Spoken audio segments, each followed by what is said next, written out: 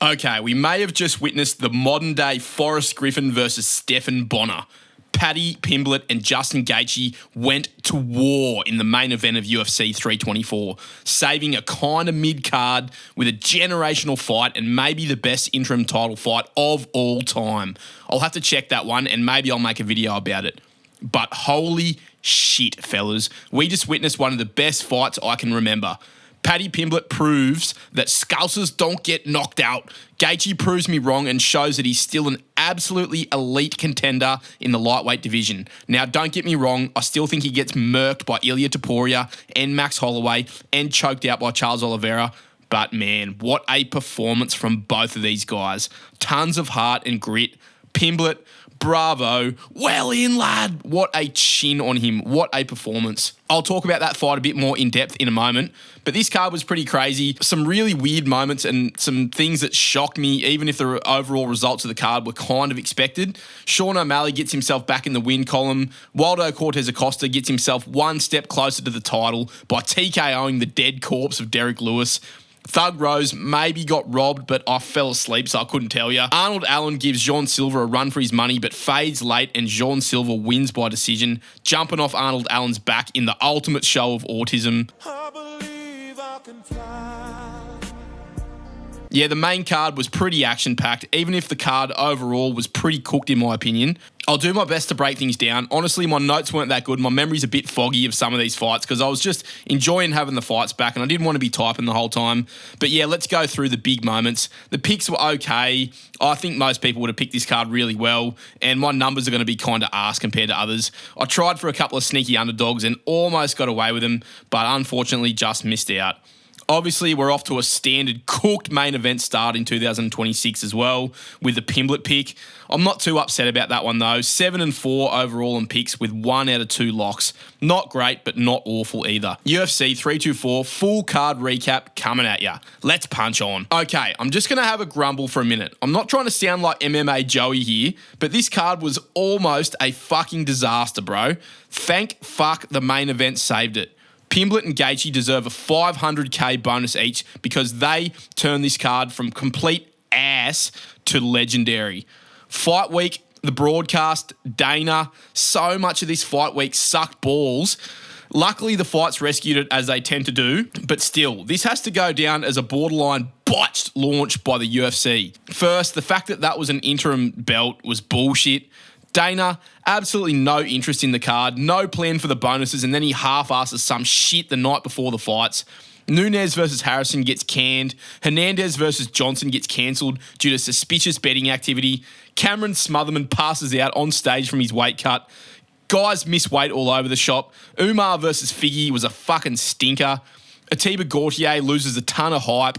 Rose Namajunas versus Natalia Silva is predictably shit and kind of a robbery. The crowd is fucking dead and booing all night, and the Paramount broadcast was a fucking schmozzle. The audio was disgraceful. Seriously, I've fucked around making a podcast and a YouTube channel for a year or two, and I could have done a better job of mixing the levels and handling the audio on this event. The music was so loud and you could barely hear the absolute tripe the commentary team had to say, which probably wasn't a bad thing. Megan O'Leary was miming her pre-fight presentation, absolutely nothing coming through the mic. Dean Thomas couldn't get a working microphone either. DC's mic was crackling and popping like popcorn. The fucking ads, Jesus Christ, so many fucking ads.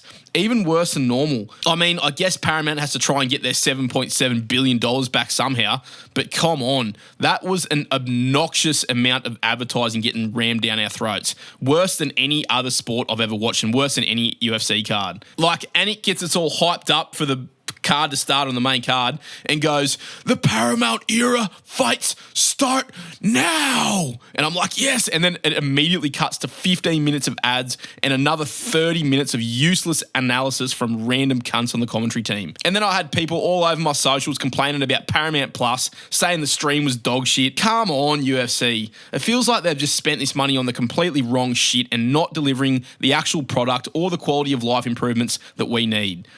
I honestly am not surprised at all, but at some point we need to demand better from the UFC. It's 2026, sort your shit out.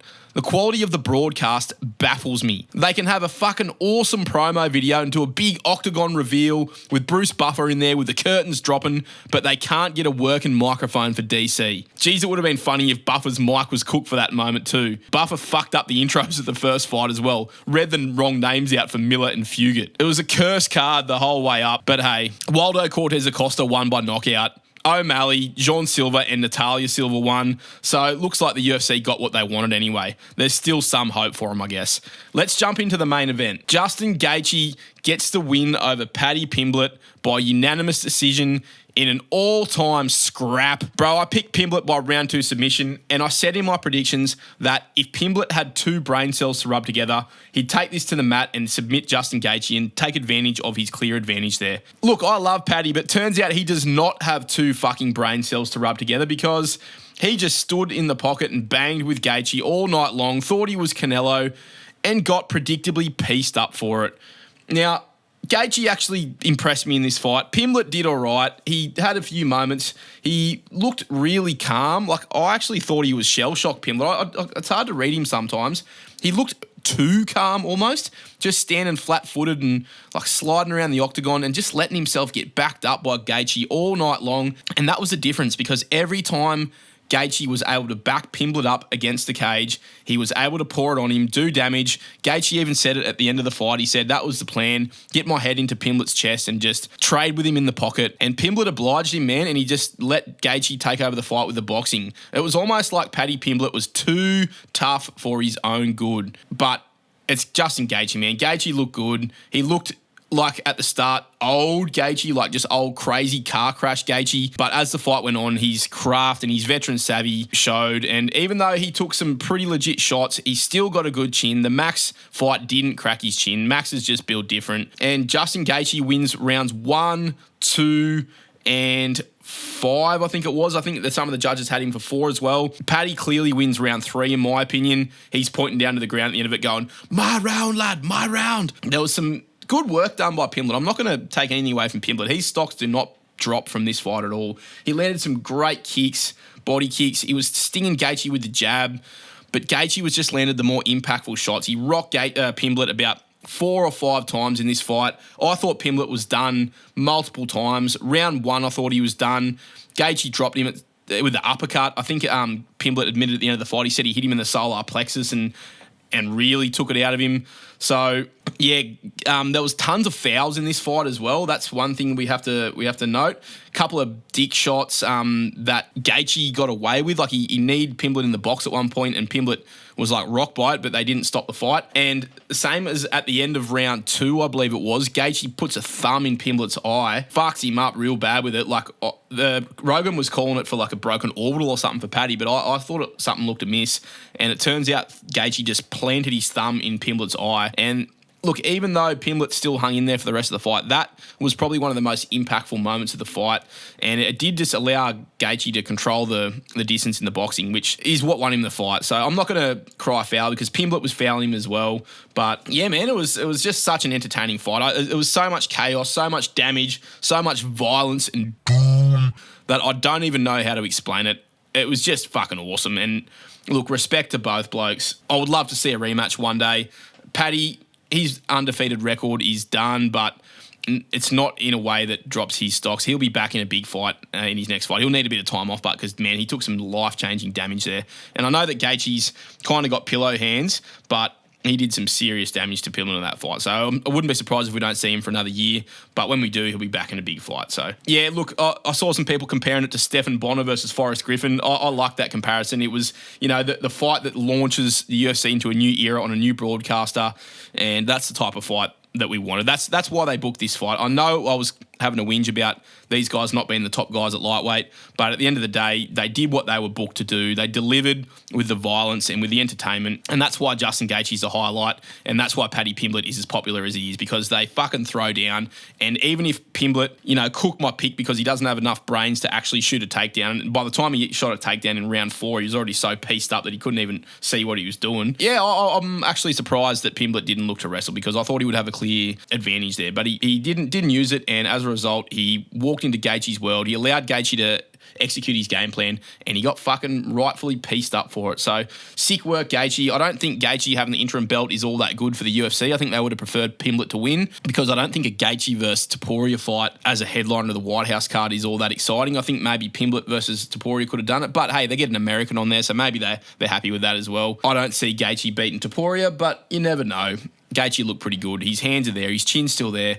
And at least we know that when we get a Justin Gaethje fight, it's going to be a fucking scrap. So good shit there, fellas. We didn't get the pick. Honestly, I felt pretty confident about Paddy. I didn't see it going like that, but I'm glad it did. It was an awesome fight. Let's move on to the co-main event. Sean O'Malley beats Song Yadong. He beats Yadong by decision. Reckon I've beaten my dong by decision a few times as well. Pretty much exactly how I called this one to go. Sugar Sean gets it done by a close, competitive 29-28 decision, winning rounds 1 and 3, which is exactly what I said in my predictions video. I told you I had the script for this one, boys. Sugar Sean weathers the storm of Song Yadong. Took a lot of leg kicks, but showed a good bit of leg toughness, which is weird to say for Sean O'Malley. He handled a bit of Song's grappling. He took over in round 3 to win on damage and optics, with more significant strikes landed, but not as many total strikes. More damage done, more big moments, bigger reactions gotten out of Song, and he put his foot down when he needed to show his champion caliber, and he held off the surging Song Yadong to take the dub. Round 2 was clear Song. He did a bit of wrestling. Round 3 was clear O'Malley. He took over, pieced up Song Yadong, and busted his mouth up and had him bleeding. It all came down to round 1, which is probably going to be the talking point. I saw a lot of people, calling robbery in this one. Look, don't get me wrong, round 1 was a close round. It was kind of tough to score. I thought O'Malley was clearly winning it with the oblique kicks and the better movement and the range control. He landed a good spinning back kick to the body and some really good long jabs. But Song was in there with a few decent leg kicks. He landed a dog shot from the glove touch. But yeah, I thought the teeps and the kicks from O'Malley were enough.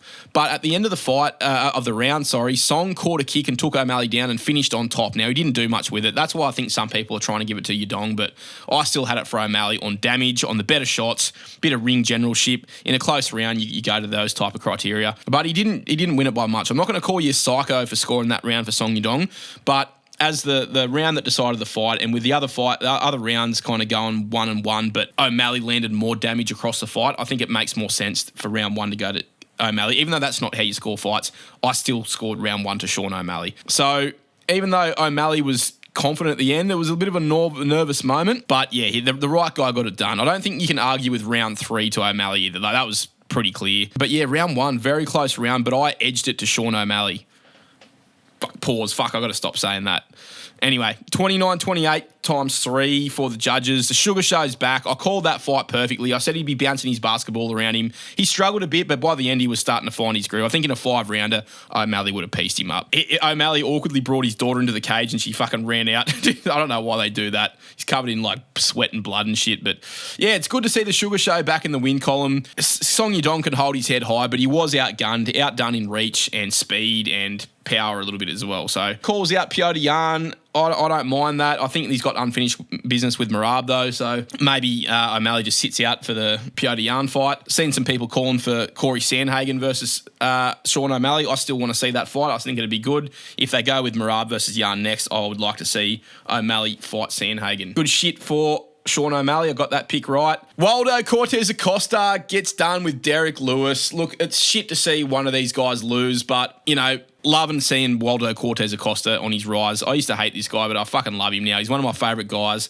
in the UFC. I picked Waldo by round 1 KO. He gets it done in hilarious fashion, as heavyweight is these days. A complete schmozzle of a division. Schools Derek Lewis with the jab and leg kick after a very tentative start from both guys. Waldo just frustrates him. Lewis ends up slipping over in the most fat way possible and just quits on the ground.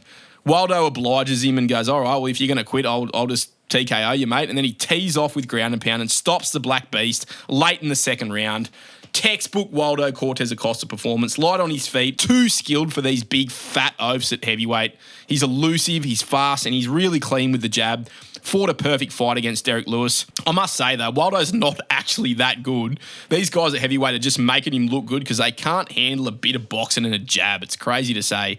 But he's just got enough speed and enough sense, Waldo, that he can just keep himself safe and stack up a bit of cumulative damage and frustrate these guys, and it ends up with him TKOing them every time. Look, Derek Lewis looked fucking awful. He didn't have anything. He just sat still, flat-footed, got jabbed up, missed a couple of shots and gassed out, slipped over, quit and got finished. The most Derek Lewis performance ever. He loses as spectacularly as he wins. Waldo's putting these guys to shame at heavyweight. Just give him the title shot. He called out Curtis Blades. That fight's pretty good too. I reckon Waldo chins him, but maybe he needs that one more while they sort out the shit show with Garn and Tom and Pereira. But yeah, I love Waldo Cortez-Acosta. Thank fuck he won. I love Derek Lewis as well, but that would have been a disaster for the heavyweight division if Derek Lewis won that. Nobody wants to see Derek Lewis fighting for the title in 2026. So good shit, Salsa Boy. The crowd fucking hated it. Suck shit. Natalia Silva versus Rose Namajunas. Look, I picked Natalia Silva by decision. She gets it done by a close, uneventful decision. Like I said it would, sucked all the air out of the room. Biggest shit break of all time. I fell asleep, but I got the pick. Nothing much to discuss, really. Round one, I edged it to Natalia Silva. Yeah, I actually did. On cleaner shots and volume. I'm not going to argue with if you gave it to Rose. I was barely watching, to be honest. Too busy picking fucking dirt out of my toenails. That was a bit more interesting and entertaining than this fight. I think Rose won round two. Maybe I dreamed that up. Took her down and laid there on her for a bit, I'm pretty sure. Bro, I got to say, if throwing head kicks at range that missed by 2 meters fucking scored your points in the UFC, Rose Namajunas would be the GOAT. She just throws out the shittest kicks from like halfway across the octagon like that's going to do anything. Anyway, Natalia Silva took over and pieced her up in round three. Rose shot in and got reversed, and the Silva just ragdolled her for a bit. Clear 10-9 Silva in round three. Everyone on Twitter was scoring round one for Rose. Honestly, I barely watched it. A lot of people are crying robbery here. It looked to me like Silva was just doing her thing and landed more of those tapping side kicks and shots, but I don't fucking care. Why am I still talking about this fight? 29-28, unanimous for Natalia Silva. UFC gets what they want. The crowd fucking hates it. WMMA is just a joke. Arnold Allen versus Jean Silva. I picked Arnold Allen by TKO. Man, I was just having a go at an underdog here. Look, I was very nervous about this one. It was back and forth. It was Alonzo Menafield that ended up picking Arnold Allen. I knew Jean Silva would be tough to beat here, and he's a great fighter. And look, I'm actually still pretty impressed with how well Arnold Allen did. I thought he had it there for a bit, especially from round one at the start. Yeah, but Jean Silva gets it done in a close, competitive, and entertaining fight. 29-28, even though one retarded judge gave it 30-27. Arnold Allen was a sketchy pick, bro, but I don't think it was a washed pick. There was some logic and some reasoning there. Allen had a good showing for himself. For the first couple of minutes, I thought he was going to absolutely school Jean Silva, but unfortunately he faded as the fight went on and Silva just got better and better. Silva looked super cautious early, but he found his rhythm, and once he landed a couple of those big shots and a spin and elbow that rocked Arnold Allen at the end of round one, he just started to feel himself and he took over the fight. Not by a lot, but by enough to get the nod on the scorecards. I didn't disagree with the scorecards. Silva didn't really look his like devastating, aggressive self. Maybe it was him just making a good adjustment from the Lopez fight. He didn't overthrow or go crazy with it, apart from kind of the end of round one. But he still had enough aggression and variety in his shot making that he just kept finding damaging shots on Arnold Allen. The leg kicks were money. His head movement was good enough, and it allowed him to stay just out of reach from Arnold Allen's close head kicks. And then in round three, Silva took over the fight and ended with way better body language and a lot more damage in that round. I do agree with the decision, but not with the 30-27. I thought Arnold Allen controlled round one and took a little bit of damage late, but not enough to warrant a 10-9 Silva. It's not like Arnold Allen just laid on top of him. He was actually landing good damage for most of round one. So, solid fight. Bit of a letdown at the end, but fuck me, was there some autism in this fight. Hey, the Tism Bowl lived up to its expectations. Jean Silva calls for the belt. The UFC loves him. He'll probably get a Diego Lopez rematch if he beats Volk, and he'll probably just get the battle of the balls if Volk wins anyway. I should have picked Silva. Deep in my heart, I knew he'd win, but come on. How goated would the Arnold Allen pick have been if he came through with the goods? I don't mind risking that one. I don't think I look like an idiot for picking him here. He definitely had his moments. Those head kicks got close plenty of times, but he did spam them a bit too much. Jean Silva made the right adjustments and he deserved the win. Pretty funny how he did that gay little pirouette off Arnold Allen's back at the end of round three as well. Not really a good look for the end of the fight for Arnold Allen. That's why, I knew as soon as that fight was done, Arnold Allen had his hand up in the air, but I was thinking, mate, you got no hope here. So, yeah, Jean Silva wins the Tism Bowl, does his crazy little I believe I can fly jump off the back of Arnold Allen, and he gets it done and he's moving his way up. Sick performance. A little bit reserved from him, but good to see that. It shows he's got a few feathers in his cap and he can respond and grow from his last performance. Because in his last one, he just went crazy all out and that's what got him finished. So, yeah, good shit from Sean Silva. I'm going to move through the rest of the fights a bit more quickly. Umar versus Figgy. I picked Umar by 30-27 decision. He gets it done in a boring, stinky, low output fight, 30-27, exactly how I said he would. I said in my predictions that we'd come away from this fight going, yeah, that's why this was on the prelims. And yeah, that's why this was on the prelims, boys. Round 1 was an absolute nothing burger. Umar just kept his range well and just threw the odd front leg kick while Joe Rogan just fingered himself and fucking moaned and drooled out of his mouth. Figgy did fuck all, didn't even throw a shot for the first, or didn't land a shot in the first 4 minutes. Round 2 was dead. Figgy came alive a little bit at the end of the round and backed Umar up and threw a few big shots that got the crowd kind of going, but they all missed. Umar actually landed the counters in those exchanges too and got the better of it. So that was Figgy's biggest moment. He didn't even win it. Round 3, Umar does just enough. He outstrikes Figgy slightly at range and then just lays on top of him for the rest of the round and gets an easy decision win. Figgy almost KO'd himself swinging a massive Ngannou punch in the last second. Like, where the fuck was that energy throughout the fight? You aren't him, little bro. Dude, Umar can get fucked. Another typical dog shit performance from a Dagestani fighter. I don't know how you can be a big fan of these guys. They just do the same shit every time, stink the place up. Look, I'm starting to sound a bit like MMA Guru, but he's right. That was horse shit. He doesn't deserve a title fight after that. I'd rather see O'Malley get it. Figgy, he's cooked at bantamweight. He's a legend, but time to retire, little bro. You ain't shit at bantamweight at 38 years old. I'm sorry. I hate to switch up on my guy, but it's not just Umar's fault. Figgy did fuck all, didn't have a single thing on the feet or on the ground. It was a woeful performance, a bit like his Corey Sandhagen performance. Figgy's got a ceiling and yeah, he's not getting past it. Umar gets it done. Favourite part of the whole fight was when they kicked Umar, Habib and Islam out of the cage immediately without even an interview while they were trying to take their team photo so they could induct Dominic Cruz into the Hall of Fame. I don't think Dana's going to be happy with Umar at all. I doubt he gets the shot off that. Put him in there against Atiba Gautier instead. Speaking of Atiba Gautier, I locked him by round 1 TKO. He gets it done by decision in honestly a pretty shit performance from Gautier.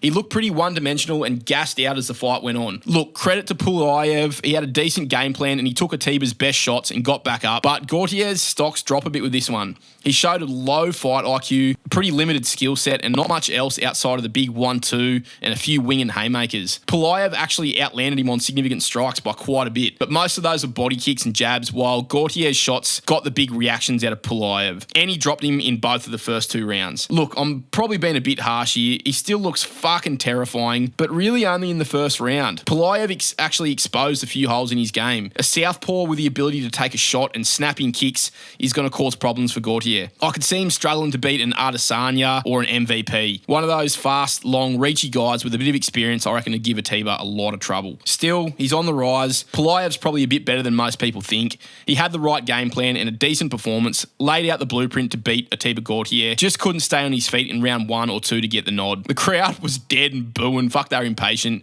I thought it was actually a pretty good, tense fight. No wrestling. I was locked in just thinking the whole time, when's he going to chin him? When's he going to chin him? When's he going to land the big bomb? But he didn't, and credit to Pulyaev for keeping himself safe. Not too bad of a watch at all. Tough crowd. Gautier, look, he showed a bit of grit too. He got busted up. He got kicked to the body a ton. I think he's going to be sore tomorrow, but he gets it done. And we get our first lock of 2026. It's Atiba Gautier. Who would have thought? Yeah, let's go. But the other lock was not so good. Nikita Krylov versus Modestas Bukauskaus. I locked Modestas Bukauskaus by round 1 TKO.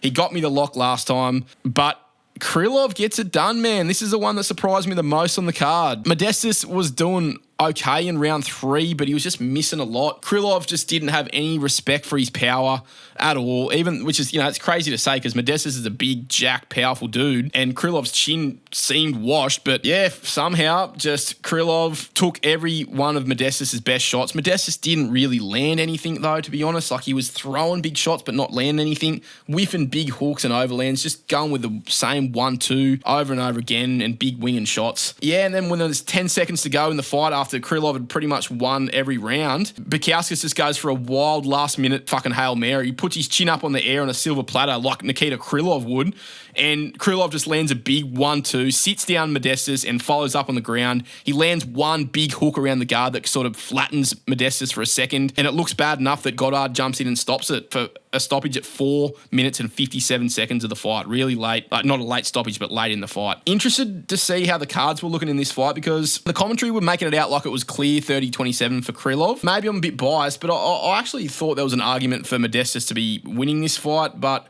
it just looked like Krylov was in control, and I think Modestas was missing a lot more than I even kind of remember. Pretty shit performance from Modestas Bukauskaus. He looked really one-dimensional. So, yeah, that surprised me a lot.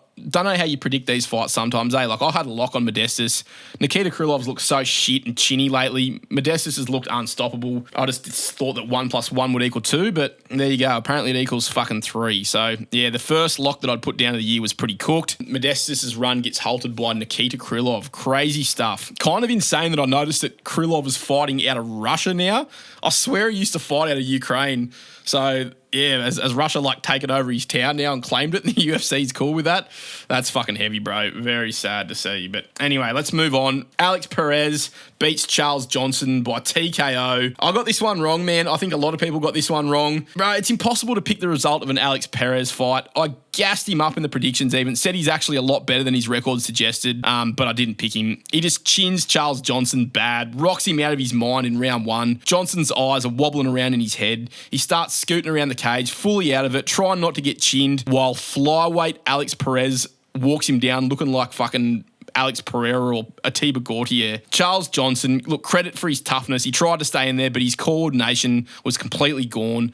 Perez just bided his time and landed more big shots. Almost had him out of there 3 times. Then he finally lands a big hook on the chin. Johnson face plants and the fight is over. Herzog with the most casual stoppage of all time. Perez turns his back because the fight's been called, and then Johnson, out of it, stumbles over towards him like a zombie, still trying to fight him. Herzog, with very little urgency to get in between him to stop it, just lets him go towards him and doesn't even try to get in between him. So that could have been a lot worse if Charles Johnson was still swinging at him and hit him in the back of the head. It was almost like Herzog was thinking, bruh, he's a little garden gnome. What the fuck's he going to do? He can't hurt him. But yeah, I thought that was a little bit unprofessional from Herzog there. But yeah, man, good work from Alex Perez. Pretty disappointing for Inner G, Charles Johnson. He's cooked. I like him, but yeah, that's a big blow for his momentum. He won't be getting his title shot against Joshua Van now if he can't even beat Alex Perez. I think Van even called him out on Twitter and said, well, there goes your title shot, bro. So yeah, cooked division flyweight. I saw someone in the chat of the Paramount Plus stream that I was watching. They got chat on there, right? Yeah, anyway, I saw someone in that chat saying, Charles Johnson, now cut your hair and fuck off. I agree, bro. Minus 1,000 aura for Charles Johnson. Speaking of aura, though, Josh Hokit versus Denzel Freeman. I picked Josh Hokit by KO. What a fucking phenomenal performance by the incredible Hok. Absolutely generational mollywhopping of Denzel Freeman. Put a pace on him, pieced him up, mixed it up, destroyed Denzel Freeman with ease in probably the best performance of the card. Hokit throws into the pocket, immediately lands a double leg takedown on Freeman, starts looking for elbows. Hokit goes to back control, but looks like he doesn't know what to do with it. Freeman wrestles up. Hokit's on him, in his face. Freeman looking dazed as fuck. Huge uppercut from Hokit, rocks Freeman. Hokit's back to the ground, landed good shots on his back, ground and pound all over him. The fucking body language was awful from Denzel Freeman, and Hokit just pieced him up against the cage. Freeman went for a takedown, but Hokit just threw him to the side. Then he lands a big knee to the body, and Freeman is just done. Another big knee to the body and a right cross. More elbows, knees, throws a random body kick that hits the arms and wobbles Freeman. And as Freeman kind of wobbles back against the cage just from an accumulation of damage, Hokit just flips him the bird like he knew that he was done. And then Mark Smith stops the fight with the last shot being the fucking leg kick to the arm and Hokit flipping him the bird. Freeman was just completely cooked and he sat down with a second before the bell, and yeah, the ref just called it off. He just didn't like the body language, and it's fair enough. He probably should have called it a bit earlier than that, but the way he called it off, Hokit walking off with his middle finger up at him was absolute cinema, boys. Yeah, you can't go squat down in the middle of the cage looking like that before the bell's gone and expect the fight to keep going on. So that was a fucking pisser, and that was a 4-minute 59 stoppage of round number 1, so 1 second before the end of the round. Denzel Freeman, you are cooked, buddy. He's getting cut for sure. How good is the incredible Hok, bro? He called out Waldo Cortez-Acosta. I don't think he's getting that fight, but I would love to see that fight someday. He has another crazy Chael Sonnen moment on the mic, calls out Waldo, you absolutely suck. And then he goes, Brittany Griner is a man. Fuck, I don't know what he's on about there, but yeah, he's definitely drawn some attention to himself, Josh Hokit. I like him. I can't wait to see what he does next. He fucks up Denzel Freeman, gets rid of another big blob in this division for us, and yeah, I want to see what he's doing next. So good shit, Hokit. I picked him, and I'm pretty happy with that pick, I must say. Opening up the card, we had Adam Fugitt versus Ty Miller. The shit show just continued as well there. Bruce Buffer announced the guys in the wrong order, and there was confusion from Joe Rogan. I ended up picking Ty Miller with the coin flip here. I probably would have picked him anyway. I was going to pick him by KO just because I knew I didn't know anything about Ty Miller, but I knew Fugitt's chin sucks. It was weird though because his chin was actually all right. Like he took a lot of shots. There was a lot of activity from both guys at the start of this card. Like there was a frantic pace, but Miller just pieced him up with straight shots and jabs and lit Adam Fugitt up. Put so much damage and hurt on him so quick. I was even like, I noted down like Fugitt's chin is epic, but I was like, wait a second, his chin fucking sucks. But he kind of showed a great chin and an awful chin in the same fight. It was weird, hey? But anyway, Fugitt actually cut Miller with a random spinning elbow at the end of, like, kind of late in round one. I was like, oh, is something going to change here? But then a straight right from Ty Miller just sits him down at the end of the round. There's big ground and pound, gets on the gas, and a knee and a jab gets the fight called off with 1 second left of round one. So nasty work from Ty Miller. Great UFC debut. Good performance. He used his reach really well. That jab was fucking money. Very solid work. Good job. We got the coin flip started off on the right note at least. But I mean, come on, it's Adam Fugitt. I don't think he'll be hanging around for much longer. Anyway, boys, that's my thoughts on the fights. There was a fucking lot to talk about there. I kind of waffled a bit, but if you're still hanging around to the end here and you enjoyed my take on the fights or you got around my picks, then make sure you drop a like on the video. Comment what was your favourite fight. What do you think of the main event? It was pretty epic in my opinion. What does that set us up for next? What are we going to do with Sean O'Malley? Subscribe to Punch-Ons as well. We got more content coming. I've got a fucking pretty big video I've been working on, about to come out probably this week or next week. Stay tuned for that one. Hope you enjoyed the fights, boys. I'm glad to have it back. Looking forward to the Aussie card next week. I've got some more content coming for that. Talk to you on the next one, eh? Punch on.